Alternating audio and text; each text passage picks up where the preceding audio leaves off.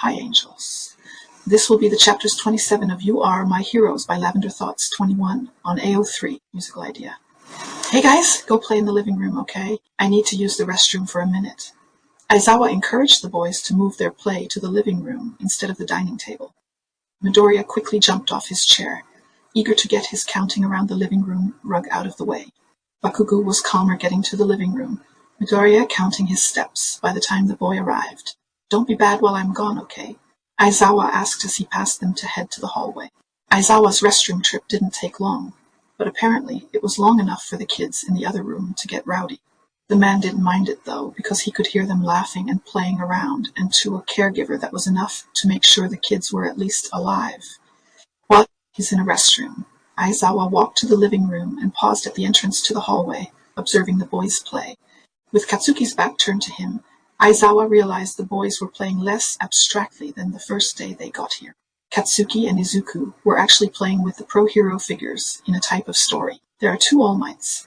An Endeavor is a zombie. Zombies arc. Bakugo moved the Endeavor toy to chase Izuku's All Might. Oh no, got to get away. He's after All Might's brains. Midoriya quickly made his All Might run away and squealed as Bakugo got up to chase him. Go All Might, Katsuki giggled as he chased Izuku with the zombie Endeavor. His own All Might figure chasing behind to save Izuku's All Might, running super fast. Midoriya burst out in giggles as Bakugo chased him around the coffee table. Katsuki growled like a zombie as he caught up to Midoriya and pushed the Endeavor figure to his back. Hey! Izuku squealed loudly as the thrill of the chase overfilled his chest. Unfortunately, the surprise made him skid and fall to the floor. Bakugo let out a small laugh and growled louder, towering the zombified Endeavor over Midoriya. You got me. Midoriya burst out into a fit of giggles as Katsuki pushed him down and made loud fake biting sounds, the Endeavor figure making Midoriya laugh louder with every soft jab Bakugo made to the boy. Midoriya let go of the toys in his hands, opting to protect himself from Katsuki's tickle attack by trying to dodge and rolling around. It reached the point where Izuku was squealing so loud that Katsuki cringed at the sound, but the boy pushed on with a smile.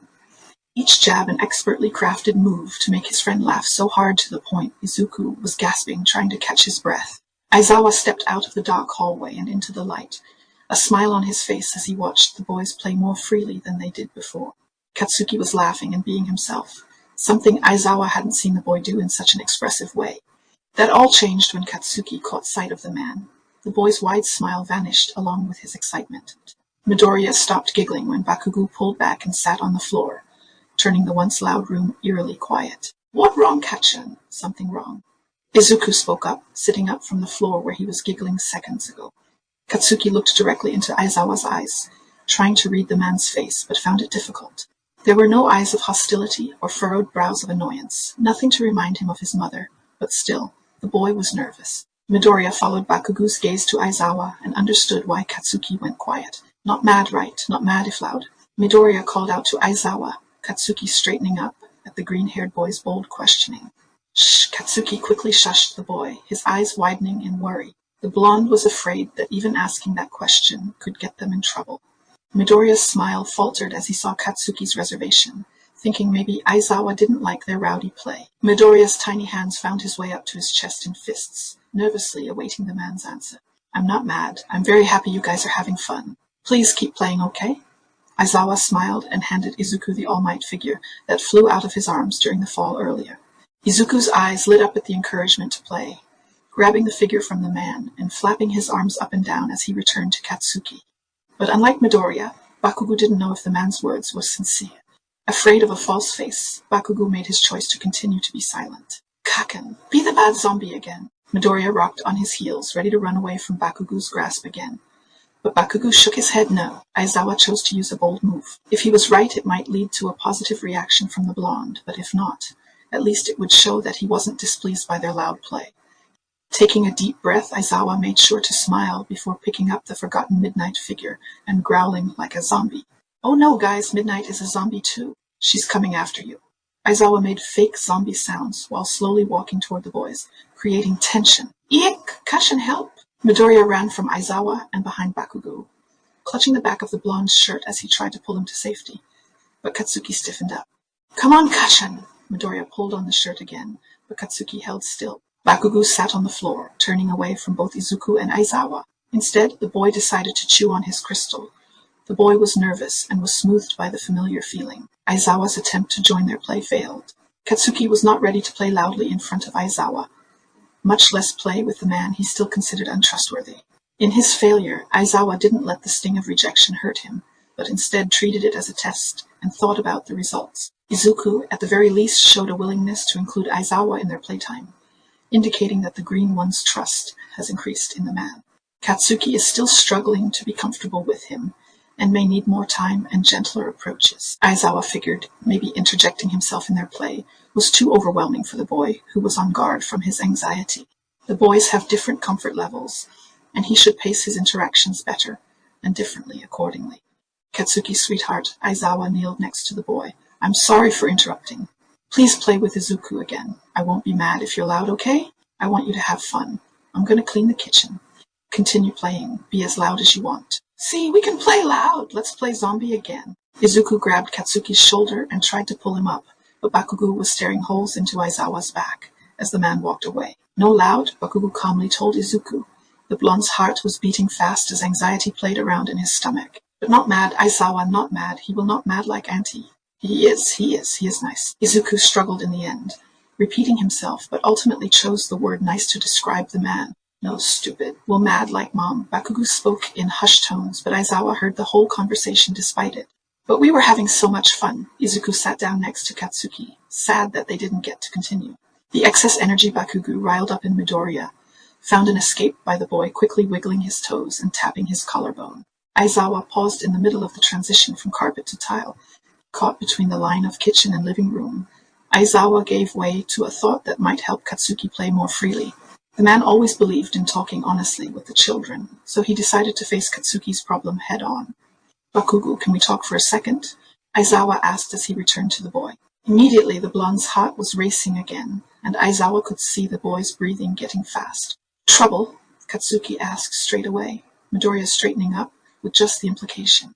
The thought of getting Aizawa's nice nature wrong flashed in Midoriya's eyes. You are not in trouble, Aizawa reassured immediately, calming them down at least a tad. I know you are scared of me getting mad, because you two get loud when playing. Katsuki, I'm not going to get mad, okay? Aizawa confronted Katsuki's fear head-on, but Bakugo just let out a defeated whine as the boy became overwhelmed with anxiety. The chew in the boy's mouth became so clenched that the man was sure Bakugo was going to bite it clean in half, but the crystal held strong against the boy's bite. No mad, Katsuki stuttered the word no, but bravely looked back into Aizawa's eyes. See, told you not mad, Izuku said excitedly as his intuition was proven right, which was rare for the kid. I promise I won't get mad, okay?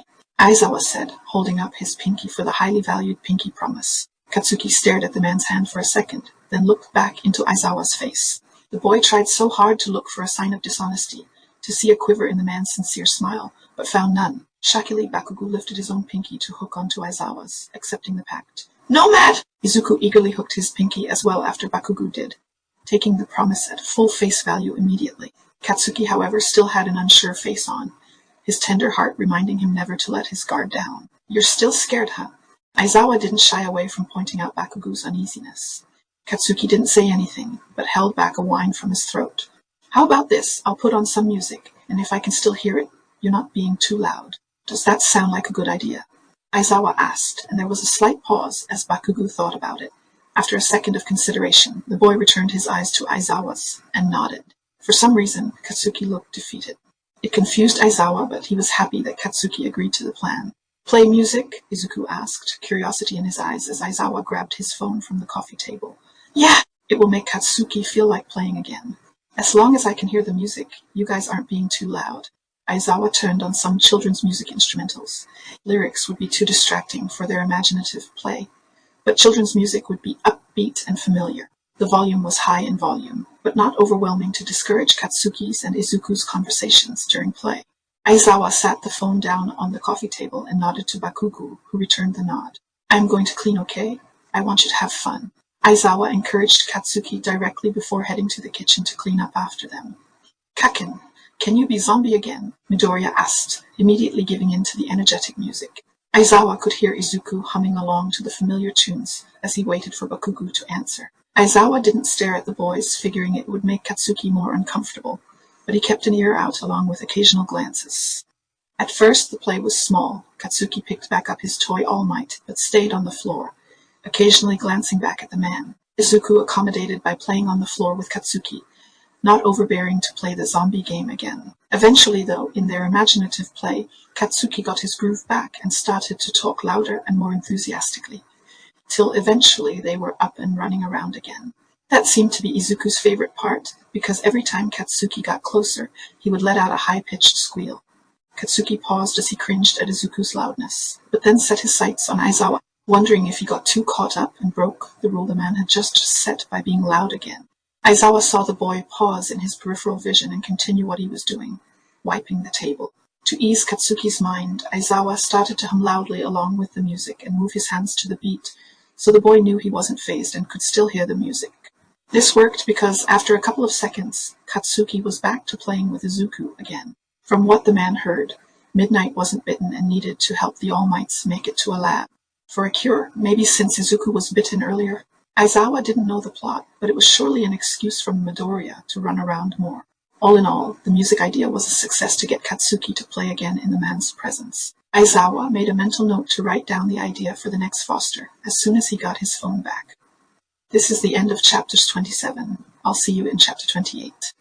If you have suggestions, let me know. Don't forget to subscribe to know when the next one is out. Have a good day, angels.